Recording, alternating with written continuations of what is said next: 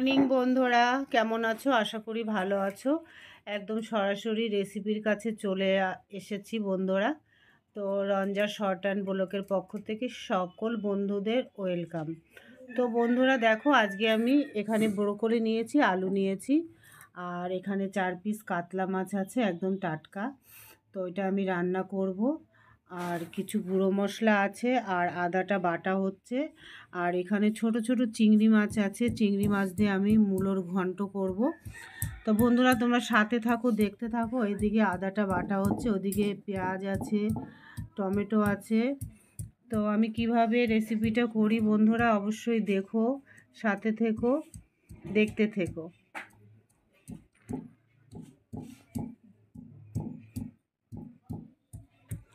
Broccoli কিন্তু খুব ভালো লাগে খেতে, তাই না বন্ধুরা? তো বন্ধুরা প্রথমে আমি মাছটা ভেজে নিচ্ছি। দেখো, 1 পিস হয়ে গেছে ভাজা।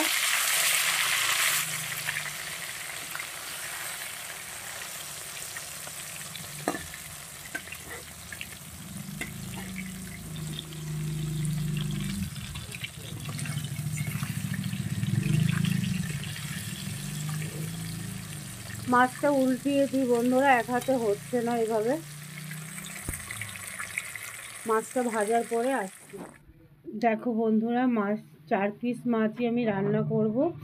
তা খুব সুন্দর করে আমি ভেজে নিয়েছি। এবার আমি এই মাছ ভাজা তেলে আলুগুলো প্রথমে ছেড়ে দেব।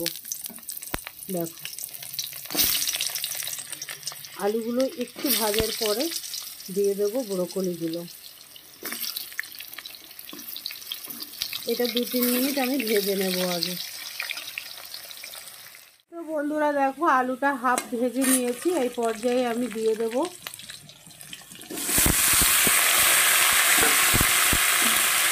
ব্রোকলিটাও, এবার একসঙ্গে ভেজে দেব।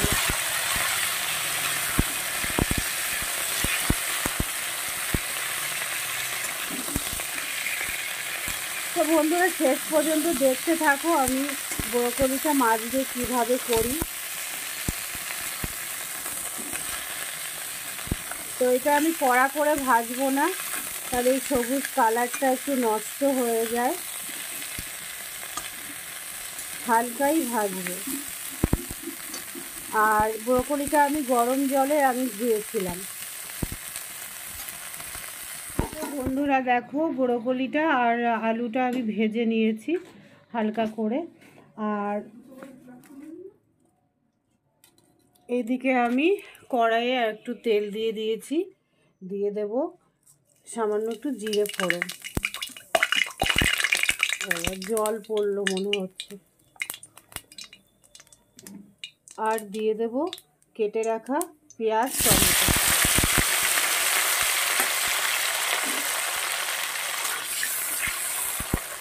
দিয়ে দেব 2টো কাঁচা লঙ্কা। তো বন্ধুরা এটাকে আগে একটু ভেজে নেব, তারপরে আর কি উপকরণগুলো দেব সেটা অবশ্যই দেখাবো। তো এটা একটু ভাজা হতে থাকুক, তোমরাও সাথে থাকো। তো বন্ধুরা দেখো, পেঁয়াজটা টমেটোটা বেশ একটু ভাজা হয়ে গেছে। এই পর্যায়ে আমি দিয়ে দেব, এখানে আছে হলুদ, জিরে, ধনে, তারপরে লবণ আর একটু আদা পেস্ট। তো এই উপকরণগুলো দিয়েও আরও সুন্দর করে আমি কষিয়ে নেব। তো আমি সামান্য একটু জল দিয়ে দিলাম, যেহেতু গুঁড়ো মশলা তো লেগে যেতে পারে। এবার এটাকে আমি সুন্দর করে কষিয়ে আবার আসছি বন্ধুরা, সাথে থাকো, দেখতে থাকো।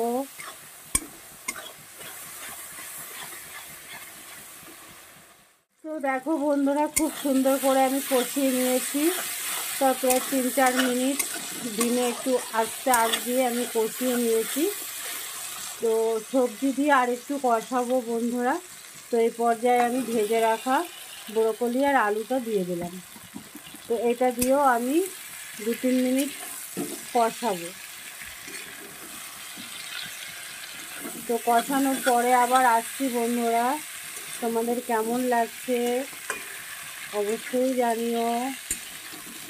নর্মালি রান্না বান্না করছি, যেমন ডেলি আমরা খাবো, যেরকম খাই যেরকম রান্না করি সেটাই দেখাই, স্পেশালভাবে কিছু তোমাদের দেখাই না, যেহেতু আমার ডেলি ব্লগে আর কি দেখাবো, যেটা খাবো সেটাই তো দেখাবো না বন্ধুরা। তো সাথে থাকো, দেখতে থাকো বন্ধুরা। দেখো আমার মশলাটার মধ্যে দিয়ে সবজিটা খুব সুন্দর কষিয়ে নিয়েছি, তেল ছেড়ে দিয়েছে। তো এই পর্যায়ে আমি দিয়ে দেব পরিমাণ মতন জল।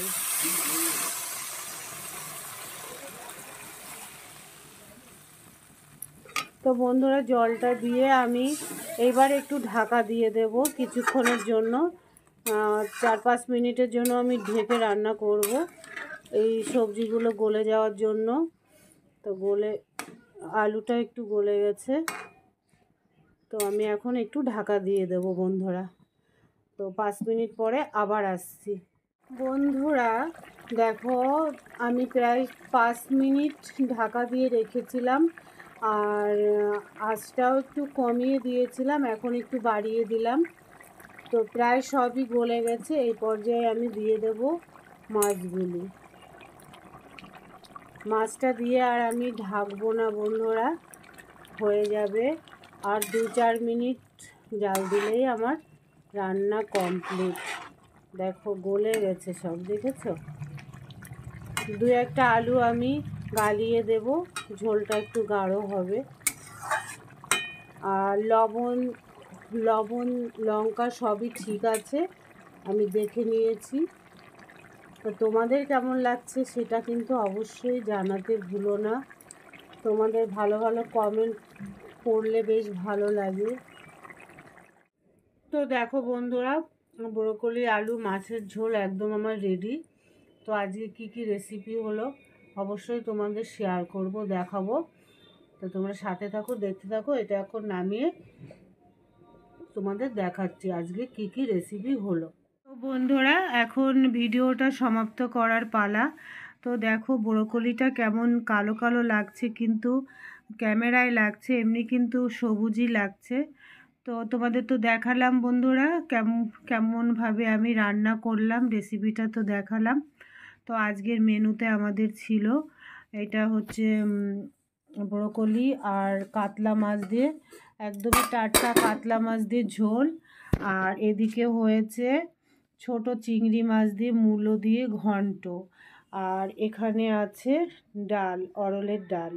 তো বন্ধু আজকের রেসিপি আমাদের রেসিপি আজকে এইটুকুনই।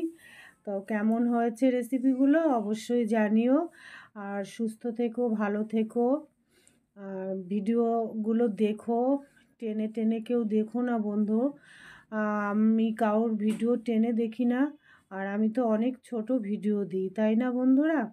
তা ভিডিওগুলো দেখো আর একটা সুন্দর কমেন্ট করো, সেটা কমেন্টটা আমার খুবই ভালো লাগে তোমাদের কমেন্টগুলো পড়তে। আর এখানেই আমার ভিডিওটা সমাপ্ত করছি। শুভ দুপুর বন্ধুরা, ভালো থেকো, সুস্থ থেকো, বাই, টাটা।